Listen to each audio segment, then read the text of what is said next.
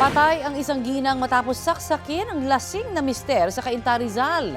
Ayon sa suspect, matagal na silang hiwalay ng misis niya na may kinakasama ng iba. Pag-uwi niya raw nitong Lunes, naroon ang kanyang misis sa bahay ng kanilang anak kung saan din siya nakatira. Binabantayan daw nito ang kanilang apo. Galit daw siyang pinagsisisigawan nito.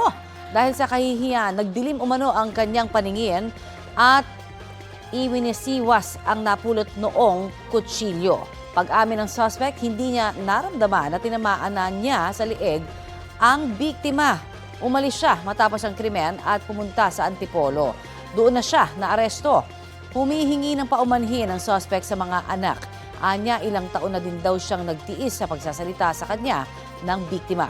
Desidido naman ang mga naiwang anak na sampahan ng reklamo ang kanilang ama.